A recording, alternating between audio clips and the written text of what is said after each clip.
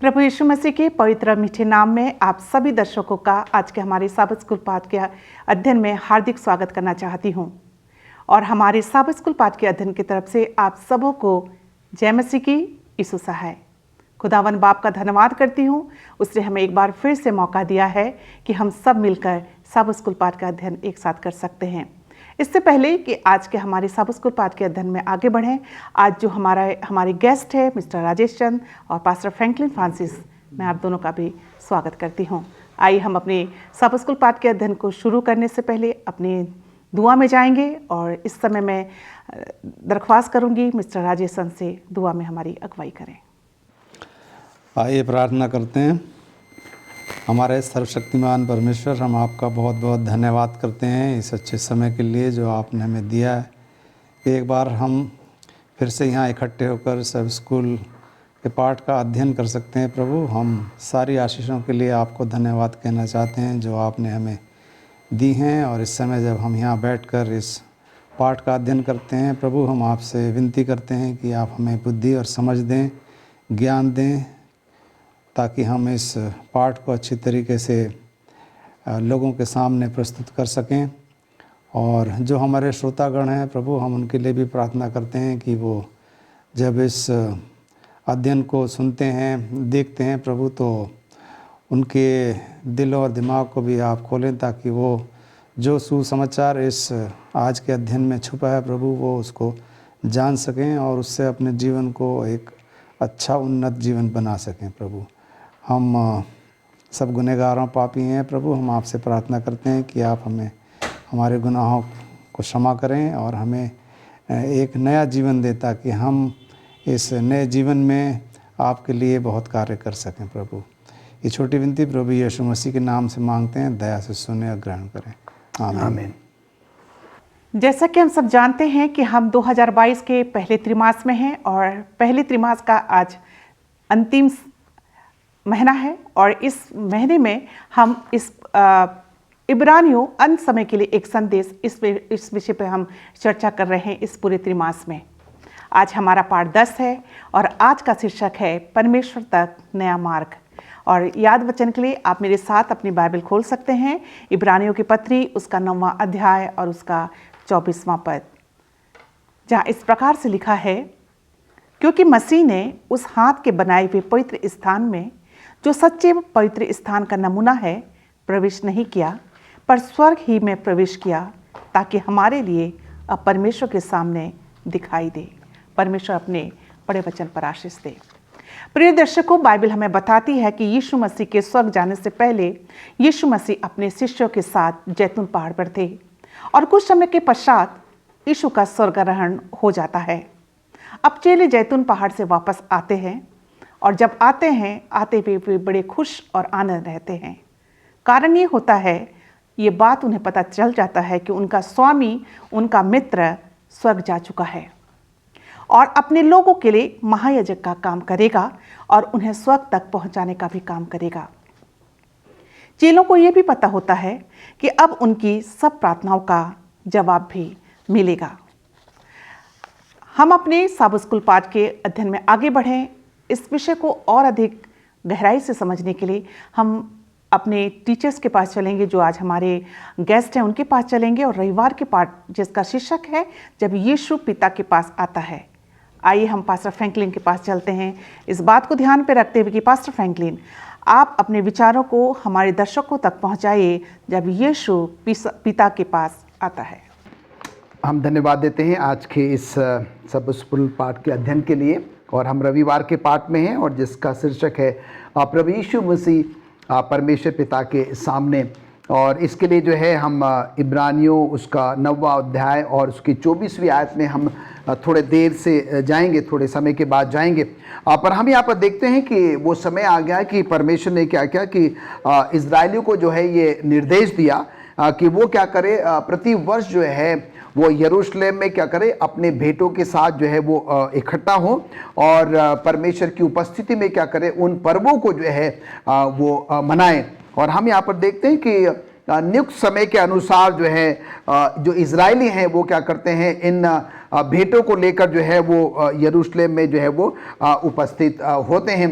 और हम यहाँ पर देखते हैं कि 3 ऐसी खास पर्वों के बारे में जो है हम बातें करेंगे। हम यहाँ पर जो है वो मनन करेंगे कि जब ये लोग इजरायली लोग जब यरूशलेम जाते थे और परमेश्वर के आदेश निर्देश के अनुसार जो है जो 3 पर्व जो है जो एक साथ मिलकर वो लोग बनाते थे और उसका क्या तात्पर्य था, उसका क्या मतलब था, उसके बारे में हम जो है वो थोड़ा सीखने और समझने की जो है वो कोशिश हम करेंगे। तो हम यहाँ पर देखते हैं कि ये 3 पर्व जो है वो इस प्रकार से है। पहला पर्व जो है अख़मीरी रोटी का पर्व या फसह का पर्व, जिसको कि हम अंग्रेजी में फीस्ट ऑफ पासओवर भी जो है वो कहते हैं। दूसरा पर्व जो है वो सप्ताहों का पर्व या अंग्रेजी में हम जिसे द फीस्ट ऑफ वीक भी कहते हैं, और जिससे अगर हम और उसको हिंदी में और सरल भाषा में कहें तो उसे पेंतिकुस को का भी जो है वो पर्व कहा जाता है। और जो तीसरा पर्व है वो झोपड़ियों का पर्व, और जिसे अंग्रेजी में फीस्ट ऑफ बूथ जो है वो कहा जाता है। ये 3 प्रकार के जो पर्व थे परमेश्वर के आज्ञा के अनुसार, निर्देश के अनुसार इजरायली जो है वो यरूशलेम में इकट्ठा हुआ करते थे और इन पर्वों को क्या करते थे, वो पालन जो है वो किया करते थे। और अब हम यहाँ पर देखते हैं कि ये जो पहला पर्व है ये अख़मीरी रोटी का पर्व या फसह का पर्व जो है वो क्या है। और बताया जाता है कि ये पर्व जो है उस समय को जो है वो दर्शाता है कि जब परमेश्वर ने क्या कहा था, इजरायलियों को जो है उस मिस्र की गुलामी से, मिस्र की दासवता से जो है मुक्त किया था, उनको आज़ाद स्वतंत्र किया था और उनको क्या किया था, बाहर जो है वो निकाला था। तो उस बात को ध्यान में रखते हुए जो है ये पहला जो पर्व है जो अख़मीरी रोटी का पर्व है या फसह का पर्व जो है वो मनाया जाता था। दूसरा पर्व हम देखते हैं सप्ताहों का जो है वो पर्व, और ये पर्व जो है वो अख़मीरी रोटी के पर्व के बाद या उपरांत में जो है वो आया करता था, और जिसको कि हम पेंतिकुस का पर्व भी जो है वो कहते हैं। और इस पर्व में हम यहाँ पर देखते हैं कि नए नियम तक जो है यहूदियों ने क्या क्या इस पर्वों को मनाया, और ये पर्व जो है उस बात को ध्यान में रखते हुए मनाया जाता था कि जो व्यवस्था जो है परमेश्वर ने क्या किया था, मूसा को उस सीनाई पर्वत पर जो है वो दी थी, और उसको ध्यान में रखते हुए क्या होता था कि इजरायली जो है वो इस पर्व को जो है वो मनाया करते थे। अब हम आते हैं तीसरे पर्व में जो कि झोपड़ियों का पर्व कहलाता है, जिसको कि अंग्रेजी में फीस्ट ऑफ बूथ जो है वो कहते हैं। और ये जो है आखिरी पर्व है, और ये पहले के 2 पर्वों के बाद जो है ये पर्व मनाया जाता था। और ये पर्व जो है उस बात को दर्शाता है कि कैसे परमेश्वर ने क्या किया, जंगल में, मयाबान में, रेगिस्तान में जो है इजरायलियों को, जबकि वो अपने इन झोपड़ियों में, अपने तंबुओं में, अपने बूथ्स में जो है वो रहा करते थे, और परमेश्वर जो है कैसी उनकी क्या करता था, रक्षा रखवाली करता था, कैसे जो है उनको संभालता था। तो ये तीनों पर्व जो है हम यहाँ पर देखते हैं कि परमेश्वर के निर्देश अनुसार इन्होंने क्या किया, यरूशलेम में जो है उसका पालन जो है वो किया है। और जैसे कि मैंने आपको बताया कि अब तक हमने 3 पर्वों के बारे में देखा है, और अब मैं आपका ध्यान जो है इब्रानियों की पत्री उसका 9वां अध्याय और उसके 24वें पद पर जो है वो लेकर जाना चाहता हूं। और हम यहाँ पर देखते हैं कि अगर जब आप इस आयत को जब हम पढ़ेंगे तो यहाँ पर हमें चंद बातें जो है वो हमें अपनी तरफ क्या करती है, आकर्षित करती है। और ये आयतें हमको बताती है कि यीशु मसीह क्या हुआ कि मरे हुए में से जो है वो जी उठने के बाद वो क्या करता है, अपने पिता के पास जो है वो चला जाता है। और उसके बाद हम देखते हैं कि प्रभु यीशु मसीह जो है परमेश्वर के पास खाली हाथ जो है वो नहीं जाता है। वो एक ऐसे याजक के तौर पर, एक ऐसे महायाजक के तौर पर और एक ऐसे बेहतर अगुवे के तौर पर क्या करता है, वो अपनी भेंटें जो है वो लेकर जाता है। जैसे कि संसारिक तौर से हम याजक हैं, महायाजक हैं, वो तमाम चीजें, पर जब यीशु मसीह परमेश्वर के पास जाता है तो हम देखते हैं कि एक बेहतर अगुवे से भी बढ़कर जो है क्या करता है, वो अपने आप को परमेश्वर पिता के सामने पेश जो है वो करता है। और हम यहाँ पर देखते हैं कि प्रभु यीशु मसीह ने जो है इन सारे पर्वों का जो है वो बहुत अच्छे तरीके से क्या किया, सम्मान जो है वो किया। प्रभु यीशु मसीह ने अपने समय के अनुसार क्या है कि मेमने के रूप में जो है वो हम सब के लिए जो है अपने आप को उस क्रूस पर बलिदान कर दिया। प्रभु यीशु मसीह ने समय के अनुसार जो है वो क्या हुआ, वो जी उठा और उसका जो है वो स्वर्गारोहण भी हुआ।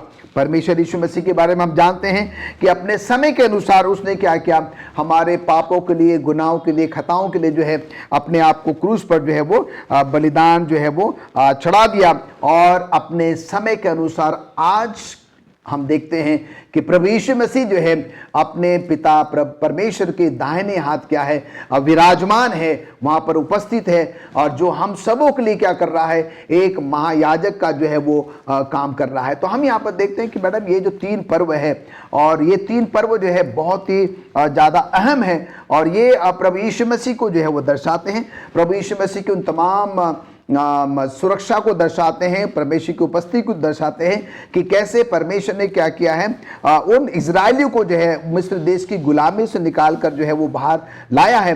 और परमेश्वर के प्रति धन्यवादी रूपी ये भेंट चढ़ाते हैं, परमेश्वर के प्रति अपनी कृतज्ञता को जो है वो दर्शाते हैं जब वो क्या करते हैं, इन पर्वों को जो है वो मनाते हैं। और इन सब बातों का जो निचोड़ है, वो केंद्र बिंदु जो है वो सिर्फ और सिर्फ यीशु मसीह की ओर जो है वो संकेत करता है।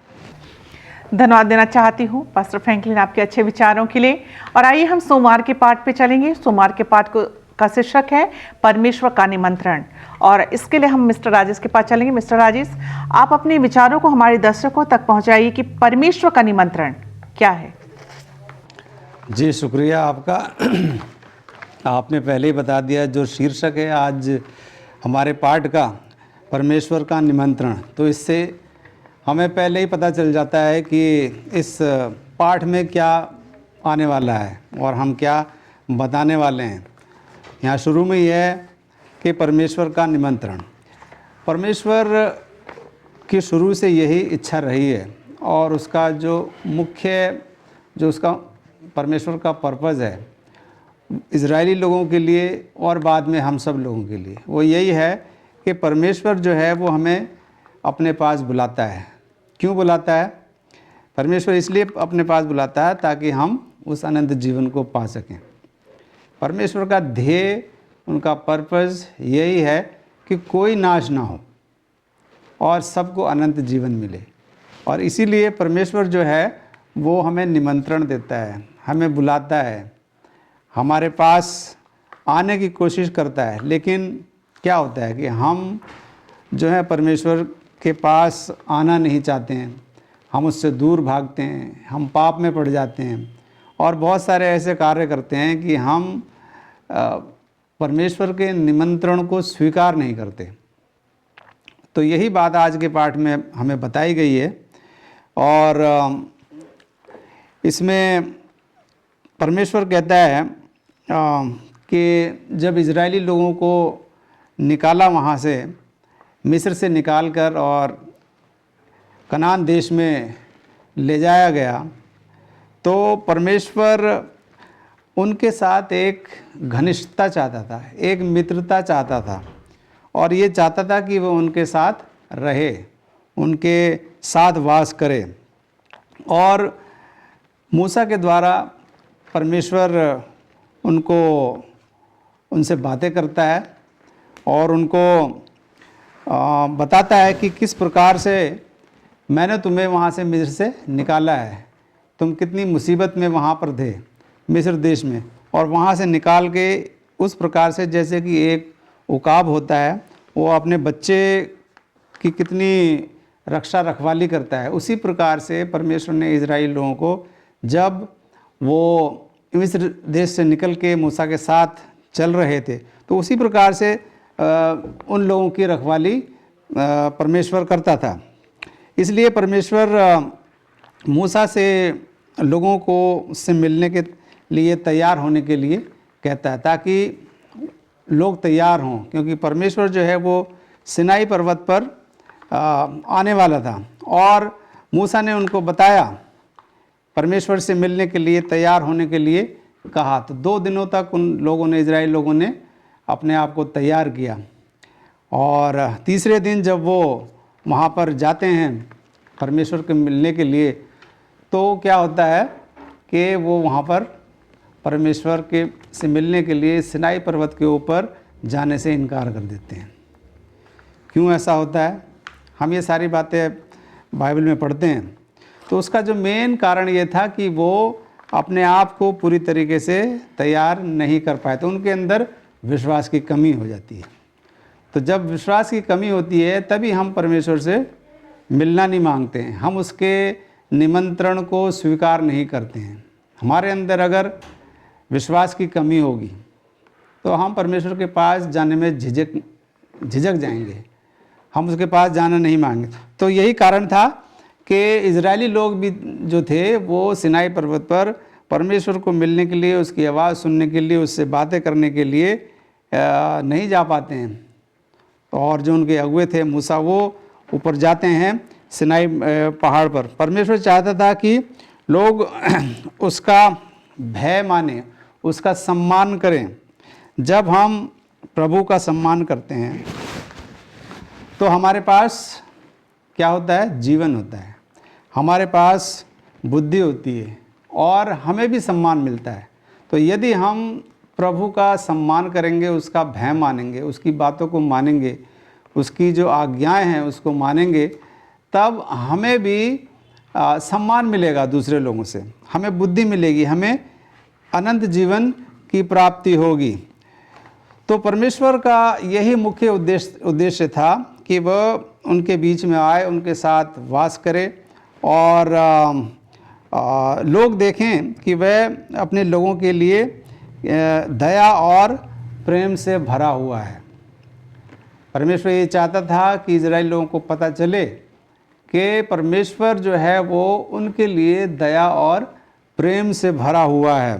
परमेश्वर चाहता था कि उसके लोग उससे मिलने को आएं, लेकिन क्या हुआ? वे डर गए और मूसा से कहने लगे कि वही उनके लिए परमेश्वर के पास जाए। तो खुद वो नहीं जाना चाहे क्योंकि वो डर गए। और डर क्यों गए? क्योंकि उनके अंदर विश्वास की कमी थी।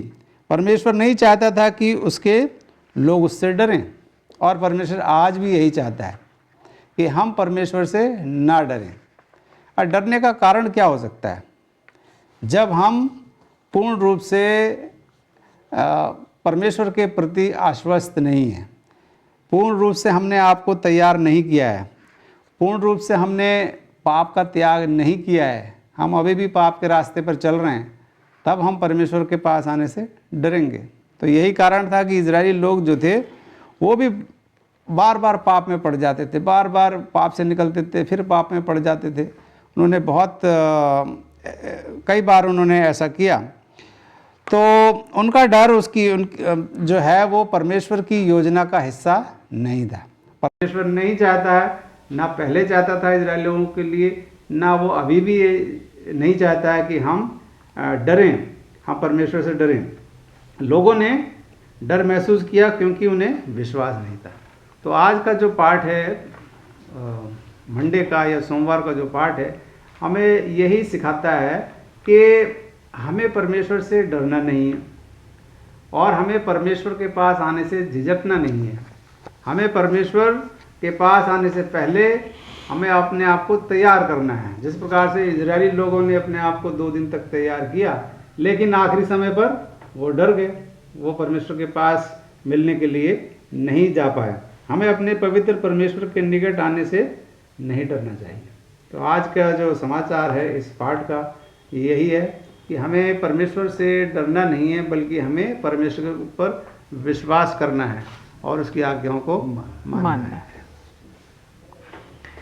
धन्यवाद देना चाहती हूँ मिस्टर राजेश आपके अच्छे विचारों के लिए। आइए हम मंगलवार के पाठ पे चलेंगे और मंगलवार के पाठ को ध्यान पे रखते हुए पास्टर फ्रैंकलिन के पास चलते हैं। पास्टर फ्रैंकलिन, मंगलवार का पाठ है पर्दे की आवश्यकता। इस विषय पे अपने विचारों को हमारे दर्शकों तक पहुँचाइए। बड़ा ही अच्छा शीर्षक है और थोड़ा सा अचरज करने वाला है और थोड़ा समझने में कठिनाई भी हो सकती है, पर हम बाइबल के आधार पर जो है इसको समझने की जो है वो कोशिश करेंगे। और जैसे कि आपने बताया कि हम मंगलवार के पाठ में हैं और जिसका शीर्षक है पर्दे की आवश्यकता। अंग्रेजी में कहता है कि the need for a well. और समय के अभाव के कारण जो है हम सारी आयतें तो जो है वो नहीं पढ़ पाएंगे, और मंगलवार का जो पाठ है वो इन आयतों पर जो है वो आधारित है, जैसे कि लय व्यवस्था 16वां अध्याय 1 और 2 पद, लय व्यवस्था 10वां अध्याय 1 से लेकर 3 पद, निर्गमन 33वां अध्याय उसका 3रा पद, निर्गमन उसका 33वां अध्याय उसका 7वां पद, और निर्गमन उसका 33वां अध्याय और उसका 12वां पद, गिनती उसका पहला अध्याय 51वां पद, और यूहन्ना 1 14 से लेकर 18 जो है। तो आज जो मंगलवार का जो पाठ है वो इन चंद आयतों पर जो है वो क्या होगा, आधारित होगा। और जैसे कि अभी राजेश सर ने बताया कि देखिए कि इजरायली जो है वो केनान देश की तरफ है, और हम यहाँ पर देखते हैं कि ये वो समय है जबकि ये क्या है कि मरुभूमि में है और रेगिस्तान में है, और ऐसे समय में हम यहाँ पर देखते हैं कि ये जो है समय दर समय क्या होते हैं, इकट्ठा होकर जो है परमेश्वर की उपासना, परमेश्वर की आराधना करना चाहते हैं।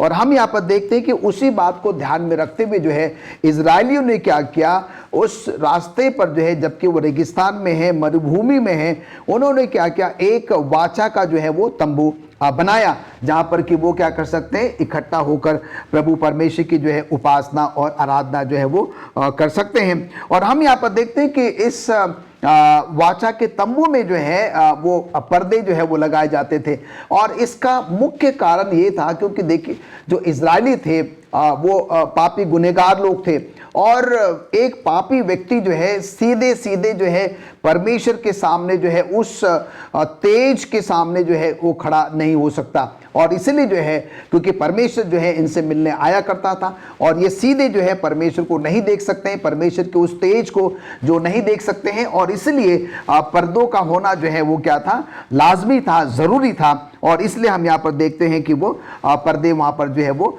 लगाए जो है वो जाते थे। और यहाँ पर यही कारण जो प्रश्न मैडम आपने किया कि पर्दे की जो आवश्यकता है उसका जो कुछ हिस्सा का जवाब जो है मैंने अभी आपको दिया है कि सबसे पहली बात जो है वो क्योंकि सीधे सीधे परमेश्वर के सामने खड़े नहीं हो सकते थे करके जो है वो पर्दे की आवश्यकता वहाँ पर हुआ करती थी। पर हम यहाँ पर ये भी देखते हैं कि पर्दे की आवश्यकता जो है इसलिए भी हुआ करती थी कि जो याजक हुआ करता था जब वो परमेश्वर से बात करता था तो वो भी जो है वो सीधे परमेश्वर से बात जो है वो नहीं कर सकता था, क्योंकि मैंने आपको बताया कि प्रभु परमेश्वर का जो है वो तेज बहुत ज़्यादा जो है वो हुआ करता था। तो जब याजक परमेश्वर से बात करता था तो वो पर्दे के इस तरफ होता था, और परमेश्वर की उपस्थिति जो है वो पर्दे के दूसरी तरफ होती थी जब परमेश्वर क्या करता था, अपने लोगों से बातचीत जो है वो करता था। और हम इन पर्दों के बारे में जो है और भी बड़ी गहराई से, गहनता से जो है निर्गमन उसके 38वें अध्याय में जो है आप पढ़ सकते हैं। और जब आप को समय मिले आप मेहरबानी करके क्या कर सकते हैं, निर्गमन 38वां अध्याय पढ़ सकते हैं, जहां पर उन सारे पर्दों के बारे में बिल्कुल भी विस्तृत जानकारी जो है हमें वहां पर पढ़ने को मिलती है। हम यहाँ पर देखते हैं कि यहाँ पर खास तौर से 3 प्रकार के जो है वो पर्दे हुआ करते थे। और सबसे पहला पर्दा जो है वो तंबू के लिए पूरे आंगन पर एक पर्दा जो है जिसे कि हम स्क्रीन भी कहते हैं वो लगाया जाता था। तो सबसे पहला पर्दा जो है वो आंगन के सामने जो है वो लगाया जाता था, जिसको कि हम स्क्रीन कहते हैं। दूसरा पर्दा जो है जो तंबू के बाहर के आंगन को अलग करता था। एक पर्दा जो है बिल्कुल तंबू के सामने लगाया जाता था, और दूसरा पर्दा जो है वो क्या करता है, तंबू और आंगन को क्या करता है, वो 2 हिस्सों में या अलग अलग जो है वो करता है। और जो तीसरा पर्दा हुआ करता था वो पवित्र स्थान को जो है वो महापवित्र स्थान से क्या करता था, वो अलग करता था। तो ये तीनों पर्दे जो है वो बहुत ही अहम भूमिका निभाते थे, और इन सबको इसलिए रखा गया था कि जब परमेश्वर की उपस्थिति वहाँ पर होती थी तो उसका जो तेज है वो क्या, अगर पर्दे ना होते तो शायद परमेश्वर के तेज को वो क्या करते, सहन नहीं कर पाते, नहीं सहज पाते। और इसलिए हम आगे देखते हैं कि यहाँ पर पहुँचने के लिए जो है वो हर एक व्यक्ति जो है वो नहीं पहुँच पाता था, और नहीं उनको अनुमति जो है वो हुआ करती थी। जब हम लय व्यवस्था उसका 16वां अध्याय और उसका 1 और 2 और 10वां अध्याय 1 और 2 को जब हम पढ़ते हैं तो हम यहाँ पर देखते हैं कि इजरायलियों ने क्या किया, बछड़े की उपासना करना जो है वो शुरू कर दिया। और जब परमेश्वर को ये पता लगा कि इजरायलियों ने क्या किया, बछड़ी की जो है वो उपासना आराधना करना जो है वो शुरू कर दिया, परमेश्वर बहुत बहुत ज़्यादा क्रोधित हुआ और परमेश्वर ने फिर ये कहा कि अब मैं क्या करूँगा, इनको उस प्रतिज्ञा वाले देश में प्रवेश करने नहीं दूंगा। और हम यहाँ पर देखते हैं कि जब ये बात मूसा को जो है वो पता लगती है और हम देखते हैं कि मूसा क्या करता है, अपने लोगों के बदले में जो है परमेश्वर से जो है वो माफ़ी मांगता है। और उस बात को ध्यान में रखते हुए हम देखते हैं कि मूसा क्या करता है, अपने उस वाचा के तंबू को जो है उस छावनी से, उस जगह से जो है काफ़ी दूर जाकर क्या करता है, वो लगाता है। और वहाँ पर हम देखते हैं कि जब वो परमेश्वर से माफ़ी मांगता है, क्षमा मांगता है, तो परमेश्वर क्या करता है, उनको जो है वो माफ़ कर देता है। और तब मूसा से कहता है कि ठीक है, मैं क्या करूँगा, इन लोगों को जो है वो उस प्रतिज्ञा वाले देश में जाने की जो है वो अनुमति देता हूं, मैं इस बात से जो है वो सहमत हूं। पर हम देखते हैं कि परमेश्वर ने क्या किया, इस बात को ध्यान में रखते हुए जो है कुछ नियम भी बनाए और वो बहुत ज़रूरी थे, जिससे कि क्या है कि ये इजरायली लोग क्या करें, इन नियमों का जो है वो पालन करें। और इन नियमों को ध्यान में रखते हुए जो है परमेश्वर ने ये निर्देश दिया कि वो क्या करेंगे, उस मरुभूमि में, उस मयाबान में जो है एक मैदान में क्या करेंगे, एक चौक या फिर एक ऐसा स्क्वायर बनाएंगे और वहाँ पर वो क्या करेंगे, वाचा के तंबू को जो है वो बीचों बीच रखेंगे या उसको जो है वो लगाएंगे। और उस वाचा के तंबू के बाद हम यहाँ पर देखते हैं कि जो लेवी जो होते थे, जो कि याजक का काम किया करते थे, उनके तंबू को लगाने की जो है वो का निर्देश जो है वो दिया गया। और जिससे कि वो क्या कर सके, वो जो सेंचुरी है, वो जो वाचा का जो तंबू है, उसको क्या कर सके, वो सुरक्षा जो है वो दे सके, जिससे कि कोई भी जो अजनबी है या कोई भी ऐसा व्यक्ति जो है वो क्या कर सके, उसको नुकसान या चोट जो है वो नहीं पहुंचा सके। और हम यहाँ पर देखते हैं कि यहाँ पर ये जो लेवीय है, ये एक तरीके से क्या कर रहे हैं, ये पर्दे का जो है वो काम कर रहे हैं और ये इन्होंने सब जो है परमेश्वर के आदेश के अनुसार जो है वो किया। अब हम यहाँ पर देखते हैं कि जब हमने इन पर्दों के बारे में जो सीखा है, जिसकी जो बहुत ज़्यादा ज़रूरत थी, पर अब यहाँ पर हम देखते हैं कि आज का जो सबक स्कूल पाठ है, प्रभु यीशु मसीह को जो है वो हमारे याजक के तौर पर, हमारे महायाजक के तौर पर, हमारे लिए जो एक पर्दे के तौर पर क्या करता है, वो प्रस्तुत करता है, जिससे क्या है कि हम जो पापी गुनहगार हैं, हम परमेश्वर की उपस्थिति में सीधे सीधे खड़े नहीं हो सकते, क्योंकि परमेश्वर का जो तेज है हम उसको सहन नहीं कर पाएंगे। और इसीलिए प्रभु यीशु मसीह जो है वो हमारा मध्यस्थ बनता है, हमारा याजक बनता है, महायाजक बनता है, पर्दे का काम करता है और वो परमेश्वर और हमारे बीच में क्या होता है, वो खड़ा होता है, जिससे कि हम परमेश्वर के तेज को जो है वो सीधा जो है वो हम पर आने से रोक सके, नहीं तो हम भस्म हो जाएंगे। और हम यहाँ पर देखते हैं कि हम जो पापी गुनहगार हैं, अशुद्ध लोग हैं, हम क्या कर सकते हैं, सीधे सीधे जो है वो परमेश्वर से हम नहीं मिल सकते हैं। और इसीलिए प्रभु यीशु मसीह क्या करता है, हम सबों के लिए जो है वो पर्दे का काम जो है वो करता है। जैसे उस मयाबान में जो है उन 3 पर्दों के द्वारा जो है वो उनको सुरक्षा मिलती थी, वैसे आज हम सबके जीवन में प्रभु यीशु मसीह क्या करता है, एक पर्दे का काम करता है और हम सबों को क्या करता है, वो एक सुरक्षा प्रदान करता है। धन्यवाद देना चाहती हूँ पास्टर फ्रैंकलिन आपके अच्छे विचारों के लिए। आइए हम बुधवार के पाठ पे चलेंगे और बुधवार के पाठ को ध्यान पे रखते हुए हम मिस्टर राजेश से जानना चाहेंगे कि नया और जीने का तरीका, नया और जीने का तरीका क्या है।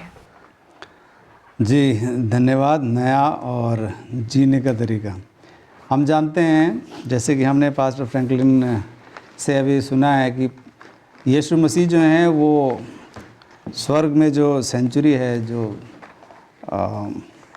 वहाँ पर मोस्ट होली प्लेस में प्रभु यीशु मसीह हमारे लिए, सारे पापियों के लिए परमेश्वर से रिक्वेस्ट करते हैं या प्रार्थना करते हैं, एक एडवोकेट का काम करते हैं, एक इंटरसेसर का काम करते हैं। और वो परमेश्वर से कहते हैं कि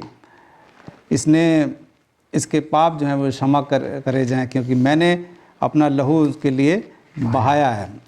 तो यीशु मसीह जो हैं वो हेवनली सेंचुरी में हम सब के लिए एक एडवोकेट का काम कर रहे हैं। और इब्रानियों की किताब उसका 10वां अध्याय और 19 से 22 तक जब हम पढ़ते हैं तो हमें पता चलता है कि पौलुस जो है वो हमारे साथ किस प्रकार का जो आमंत्रण है वो साझा करना चाहता है। और पौलुस हमें यहाँ पर ये बताता है कि यीशु हमें स्वर्ग के मंदिर के अंदर उसका अनुसरण करने के लिए आमंत्रित करता है। तो प्रभु यीशु मसीह जब यहाँ पर थे, पृथ्वी पर थे, तब भी उन्होंने कहा था कि मेरे पीछे आओ, उन्होंने निमंत्रण दिया था। और जब वो हेवनली सेंचुरी में हैं या स्वर्ग के मंदिर में हैं, तो वहाँ पर भी वो आमंत्रण दे रहे हैं, उनका अनुसरण करने के लिए, उनके पीछे चलने के लिए वो आमंत्रण दे रहे हैं। ये विचार जो है ये बाइबल की जो सच्चाई है उससे मेल खाता है। पौलुस हमें बताता है, जिसे हम पहले ही काफ़ी पहले जब हम इब्रानियों की किताब का अध्ययन करते चले आ रहे हैं तो हम उसको सीख चुके हैं। यीशु जो है वो हमारे विश्वास का अगुआ है।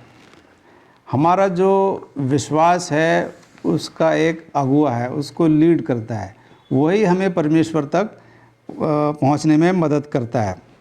यीशु महापवित्र स्थान में पर्दे के पीछे एक नया मार्ग खोलने के लिए हमसे आगे निकल गया है। ये इब्रानियों की किताब उसका 6वां अध्याय और उसका 19 और 20 और दूसरा इब्रानियों उसका 2 और 10 में इस प्रकार लिखा हुआ है। तो ये जो है एक प्रकार की नई वाचा है, एक नई वाचा है, और हम कह सकते हैं एक न्यू कवेनेंट बोल सकते हैं या न्यू एग्रीमेंट हम इसको बोल सकते हैं।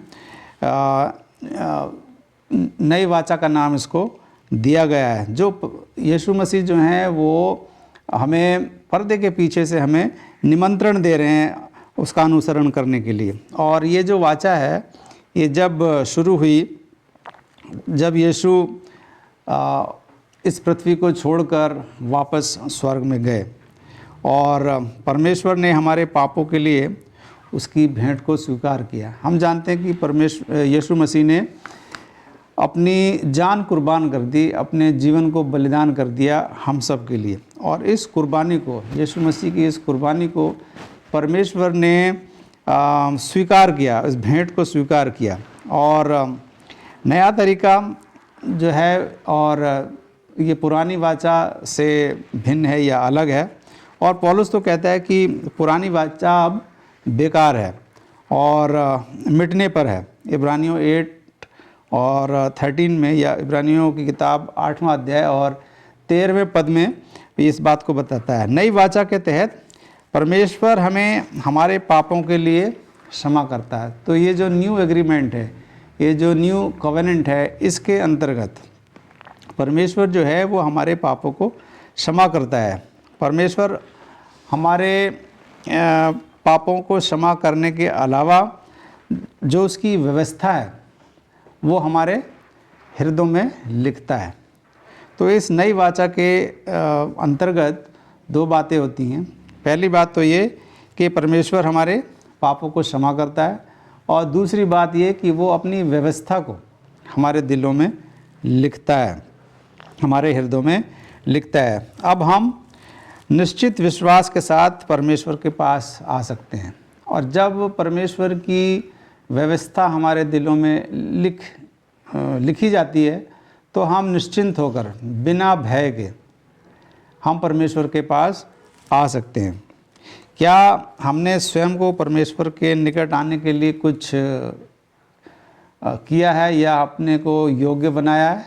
नहीं, क्योंकि हम तो पापी हैं, हम लोग कुछ ऐसा कर नहीं सकते। लेकिन परमेश्वर अपनी व्यवस्था को हमारे दिलों में लिखता है, परमेश्वर हमारे पापों को क्षमा करता है, तभी हम परमेश्वर के पास आने के योग्य बनते हैं। यीशु ने वह सब कुछ किया जो इस वाचा में कहा गया था, उसे करने की आवश्यकता है ताकि परमेश्वर हमें स्वतंत्र रूप से क्षमा कर सके। प्रभु यीशु मसीह ने हमारे पापों को अपने ऊपर लेके और अपनी जान को कुर्बान कर दिया ताकि हम परमेश्वर के पास जाने लायक बन सकें। और पौलुस का कहना है कि पुरानी वाचा जब शुरू हुई थी तो उसमें भी दो चीज़ें हुई। पुरानी वाचा के तहत या उसके अंतर्गत दो बातें हुई। पहला ये कि मिलाप का जो तंबू था उसको बनाया गया, जैसे कि पास्टर फ्रैंकलिन ने अभी बताया कि पुरानी वाचा के अंतर्गत दो बातें हुई।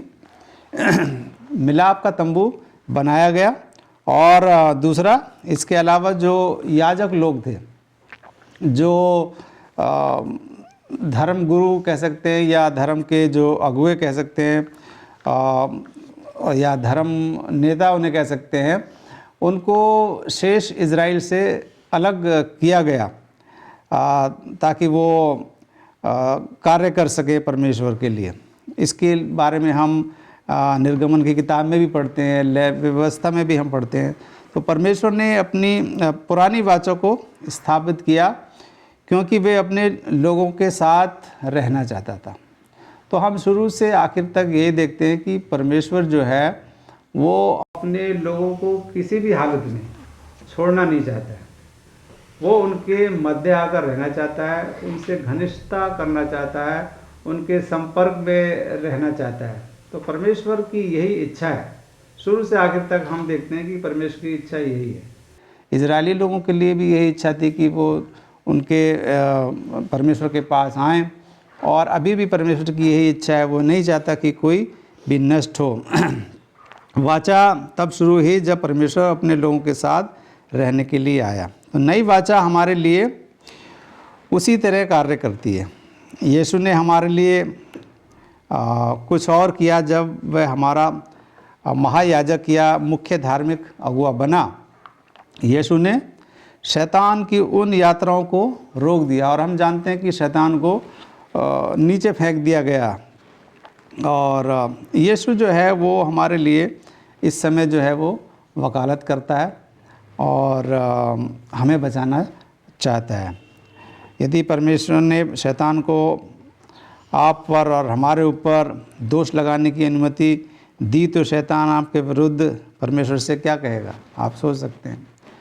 तो कहने का अर्थ यहाँ पर यह है कि परमेश्वर जो है वो चाहता है कि सारे लोग, जितने भी लोग इस पृथ्वी पर हैं, वो कोई नष्ट ना हो और सबको अनंत जीवन मिले। और इसके लिए हमें परमेश्वर के पास आना है, उसके निमंत्रण को स्वीकार करना है और उसकी जो व्यवस्था है उसको अपने दिलों पर लिखना है। तो आज के जो पाठ से हमें यही शिक्षा हमें ग्रहण होती है।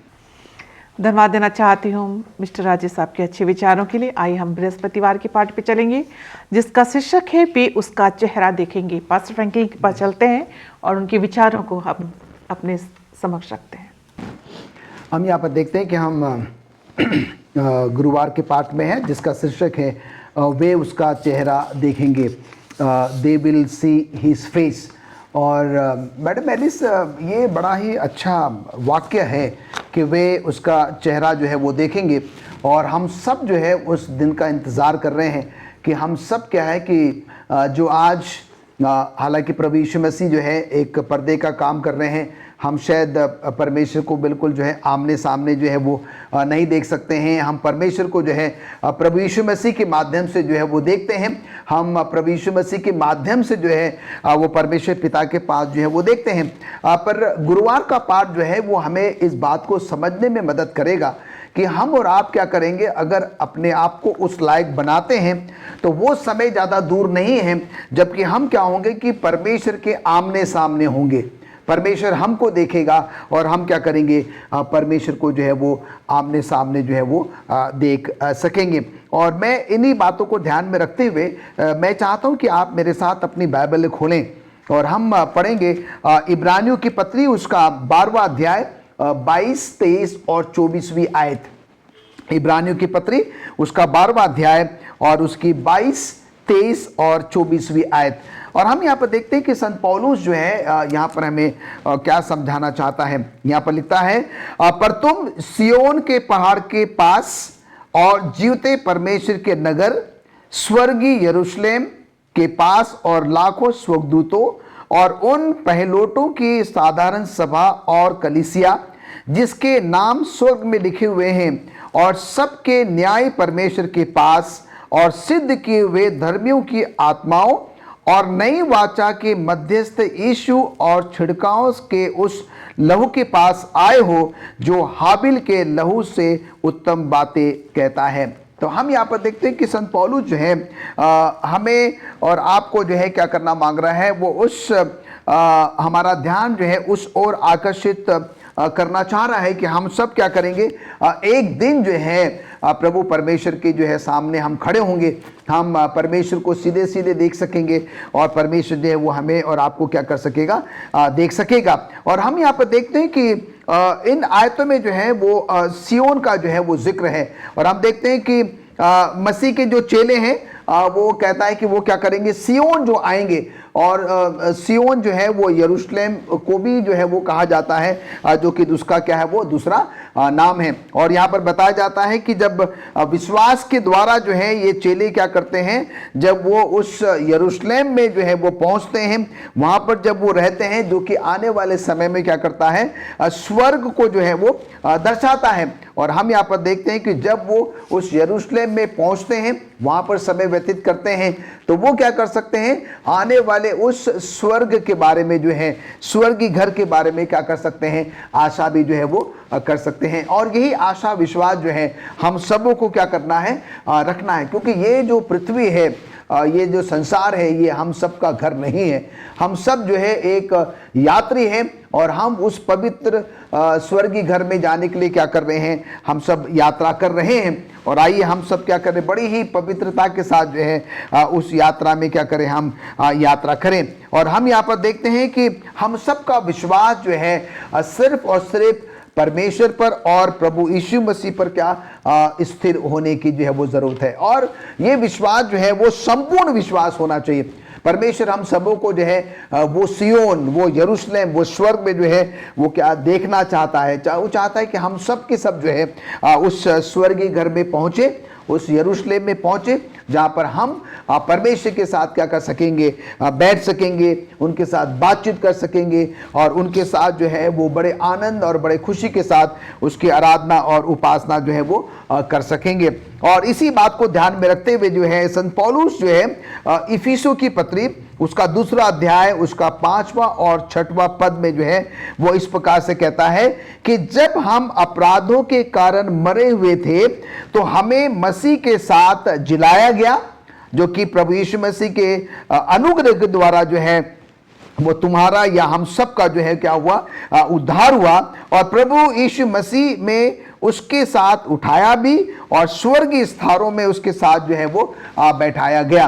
तो हम यहाँ पर देखते हैं कि कैसे संत पौलुस हमें ये बताने की कोशिश कर रहा है कि जब हम पापी गुनहगार ही थे तो प्रभु यीशु मसीह ने क्या किया, हम सबके पापों के लिए अपने आप को उस क्रूस पर जो है वो बलिदान कर दिया। और हम यहाँ पर देखते हैं कि ये जो है परमेश्वर का, प्रभु यीशु मसीह का हम सबों के प्रति अनुग्रह था, हमारे प्रति दयावान बना वो, और जिसके द्वारा क्या हो सका, हमारा जो है वो उद्धार हो सका, जिससे क्या है कि हम सबको वो स्वर्गीय घर जो है वो हासिल हो सके। और हम सब जानते हैं कि प्रभु यीशु मसीह जो है वो सत्य है। पवित्र शास्त्र जो कि बाइबल है वो सत्य है।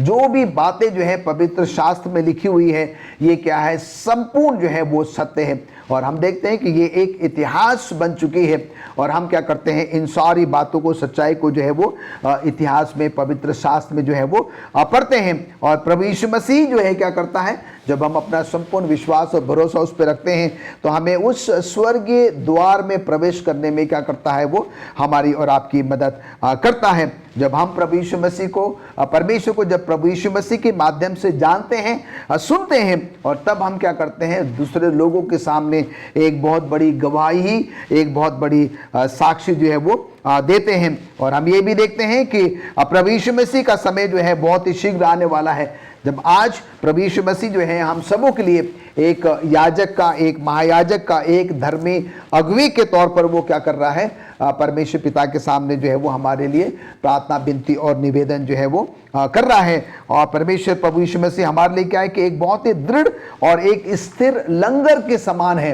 हमें इधर उधर जाने की ज़रूरत नहीं है, इधर उधर भागने की ज़रूरत नहीं है, इस पे उस पर विश्वास करने की जो है वो ज़रूरत नहीं है। हमारा संपूर्ण विश्वास और भरोसा जो है वो सिर्फ और सिर्फ प्रभु यीशु मसीह पर होना चाहिए। और वही जो है क्या कर सकता है, हम सबों को जो है उस पर्दे के भीतर जो है प्रवेश कराने में मदद कर सकता है, जो कि आज हम सीख रहे हैं कि हम और परमेश्वर के बीच में एक पर्दा है, और वहां से क्या करता है प्रभु यीशु मसीह जो है हम और परमेश्वर के बीच में एक माध्यम है, याजक है, महायाजक है, एक पर्दा है। और वो समय बहुत शीघ्र आने वाला है जबकि ये पर्दा जो है, जो कि प्रभु यीशु मसीह जो आज हमारे बीच में है, उसको हमारे और परमेश्वर के बीच में रहने की जरूरत नहीं पड़ेगी, और हम सब क्या करेंगे, आमने सामने एक दूसरे से जो है वो मिल सकेंगे, बातचीत जो है वो कर सकेंगे। परमेश्वर की एक बहुत बड़ी योजना है। जब हम इब्रानियों की पत्री पढ़ते हैं, प्रकाशित वाक्य की पत्री जो पढ़ते हैं, तो हम यहाँ पर देखते हैं कि वहाँ पर इस बात का उल्लेख है कि एक ऐसा अंतिम भोज होगा जहाँ पर कि हम परमेश्वर के साथ, प्रभु यीशु मसीह के साथ जो है वो कर सकेंगे। वो सारे जो पर्व हैं हम सब परमेश्वर प्रभु यीशु मसीह के साथ जो है वो साथ मनाएंगे। और इसलिए जो है आइए दर्शकों, अजीज़ों, भाइयों, बहनों, हम सब अपना संपूर्ण आश्रय, भरोसा और विश्वास जो है सिर्फ और सिर्फ क्या करें, प्रभु परमेश्वर पर रखें, क्योंकि उसके बेटे यीशु मसीह की आमद बहुत नज़दीक है। आइए हम अपने आप को तैयार करें, औरों को भी तैयार करें, जिससे कि जब परमेश्वर का बेटा यीशु मसीह आएगा तो हम सबों को क्या करेगा, तैयार पाएगा, और हम सब के सब क्या करेंगे, स्वर्ग जाके जो है उसके चेहरे को जो है वो हम आमने सामने जो है वो देख सकेंगे। धन्यवाद देना चाहती हूँ पास्टर फ्रैंकलिन आपके अच्छे विचारों के लिए। आइए हम शुक्रवार के पाठ पे चलेंगे, और शुक्रवार का जो पाठ है मिस्टर राजेश, मैं आपसे रिक्वेस्ट करूँगी कि शुक्रवार के पाठ पे अपना विचार हमारे दर्शकों तक पहुँचाइए। जी धन्यवाद। शुक्रवार के पाठ को यदि हम देखते हैं तो हम वहाँ पर इसका सार पाते हैं, जो पूरा पाठ का जो एक निचोड़ है हम शुक्रवार के पाठ में पाते हैं। और यदि हम इसका अध्ययन करें, इब्रानियों किताब का अध्ययन हम शुरू से करते आ रहे हैं इस त्रिमास में, और अब तक हम जान चुके हैं कि प्रभु यीशु मसीह जो हैं वो इस दुनिया से जाकर जो स्वर्ग में जो मंदिर है उसमें विराजमान है, वो वहाँ पर चले गए हैं, और वहाँ पर जाकर वो हमारे लिए परमेश्वर से, पिता परमेश्वर से हमारे बिहाफ में रिक्वेस्ट करते हैं, उनसे प्रार्थना करते हैं। तो भजन संहिता का जो लेखक है किंग डेविड, दाऊद जो हैं, वो भजन संहिता में बताते हैं कि जीवित ईश्वर का मैं प्यासा हूँ। वो कहते हैं कि जीवित ईश्वर का मैं प्यासा हूँ, और मैं कब जाकर परमेश्वर को अपना मुँह दिखाऊंगा। तो यहाँ पर एक सवाल उठता है कि किंग डेविड ने या दाऊद राजा जो है वो कहता है कि मैं परमेश्वर का प्यासा हूँ, मुझे परमेश्वर की प्यास है। तो क्या इसको पढ़कर हमारे अंदर भी वो उस प्रकार की प्यास जो है परमेश्वर के लिए वो जागृत होती है या नहीं? हमारी भी यही प्यास कैसे हो सकती है? जिस प्रकार से ये प्यास जो राजा दाऊद की थी, वही प्यास परमेश्वर के लिए क्या हमारे पास भी हो सकती है? क्या वही प्यास परमेश्वर के निकट आने के लिए हमारे पास हो सकती है? क्या हमारी भी ऐसी इच्छा हो सकती है? तो वो कौन सी चीज़ें हैं जो हमें परमेश्वर को जानने और उससे मिलने में हमें खुशी महसूस कराने में हमारी मदद करती हैं? इज़राइल ने मूसा से उनके लिए परमेश्वर से भेंट करने को कहा ताकि उन्हें ऐसा करने की आवश्यकता ना पड़े। हमने अपने पाठ में यह अध्ययन इस बात का हम कर चुके हैं कि इज़राइल लोगों ने मूसा से क्योंकि वो परमेश्वर से भेंट करना चाहते थे तो उन्होंने मूसा को कहा। तो उसी प्रकार से क्या इस कहानी को पढ़कर, इस कहानी को समझकर क्या हम कुछ सीख सकते हैं? क्या हमें भी वही आवश्यकता है कि हम किसी दूसरे से कहें कि हमें परमेश्वर से भेंट करनी है या परमेश्वर से हमें मिलना है? हमें स्वयं परमेश्वर के पास आने की ज़रूरत है। हम किसी और से ना कहें, क्योंकि परमेश्वर यीशु मसीह ने अब अपना लहू बहाकर हमें उस काबिल बना दिया गया है कि हम परमेश्वर से सीधे हम उसके संपर्क में आ सकते हैं, उसके पास आ सकते हैं। अब वो पहली जैसी बात नहीं है जिस प्रकार से इज़राइल और मूसा के समय में थी।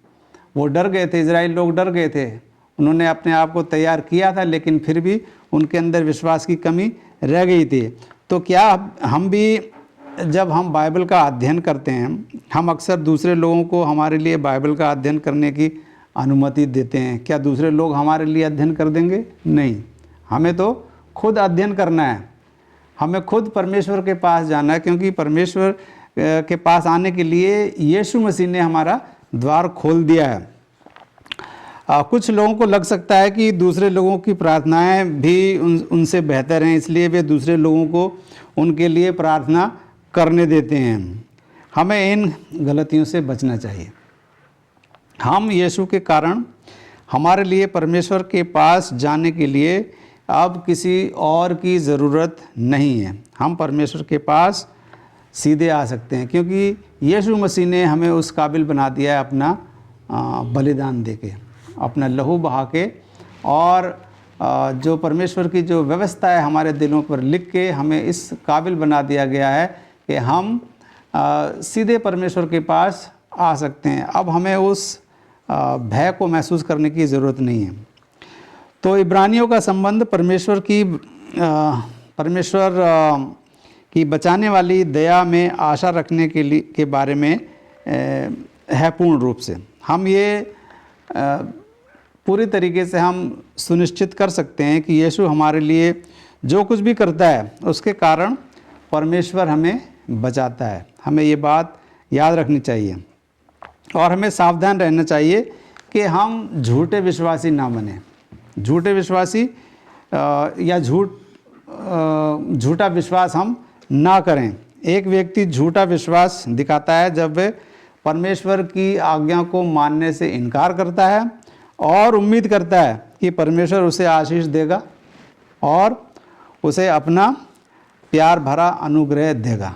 तो ये बात हमें समझ लेनी चाहिए कि हम झूठा विश्वास ना दिखाएं, झूठे विश्वासी हम ना बने और हम परमेश्वर की आज्ञाओं को ना मानें और हम उम्मीद करें कि हम किसी दूसरे से प्रार्थना करवा के परमेश्वर हमारे ऊपर क्या है, अनुग्रह करेगा। तो ये बात जो है बिल्कुल गलत है।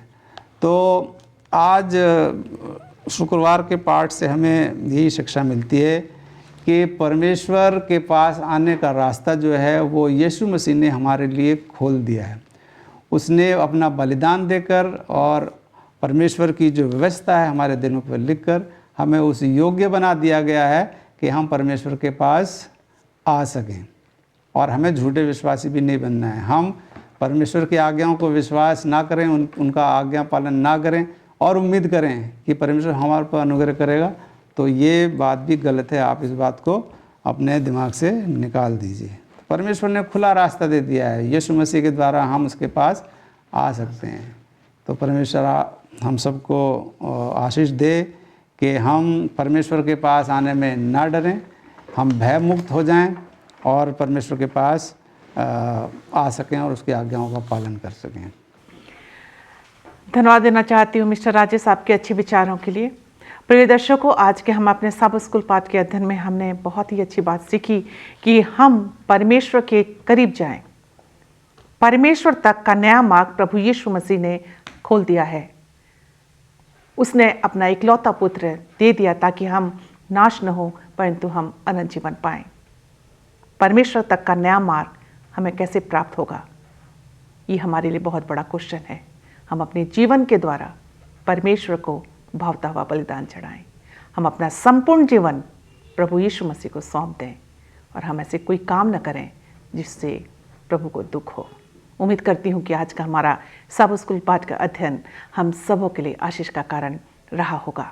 इससे पहले कि हम अपने सब स्कूल पाठ के अध्ययन को ख़त्म करें, मैं जो हमारे आज गेस्ट थे, जो हमारे टीचर थे, मिस्टर राजेश चंद और पास्टर फ्रैंकलिन, मैं दोनों को धन्यवाद देना चाहती हूँ। और प्रभु हम सबको आशीष और बरकत दे जब हम अपने जीवन में प्रभु यीशु मसीह के मार्ग को चुनते हैं। आइए हम अपने सब स्कूल पाठ के अध्ययन को ख़त्म करें, अपनी आंखों को बंद करें और पास्टर फ्रैंकलिन के साथ दुआ करें। आइए प्रार्थना करें। स्वर्गीय पिता परमेश्वर, हम आपके धन्यवादित हैं कि आपने हमें फिर एक मौका दिया है कि आज के सब स्कूल पाठ का हम अध्ययन कर सकें। जो कुछ भी प्रभु आज के सब स्कूल पाठ के द्वारा हमने सीखा है, हमारी मदद करें कि हम उसको अपने जीवन में उतारने वाले बने, औरों को भी बताने वाले बने और उस स्वर्गीय घर के लिए प्रभु अपने आप को तैयार करने वाले बन सकें। प्रभु हमारे पाप गुनाह खताओं को आप माफ़ करें। प्रभु यीशु मसीह के नाम से मांगते हैं, आमीन।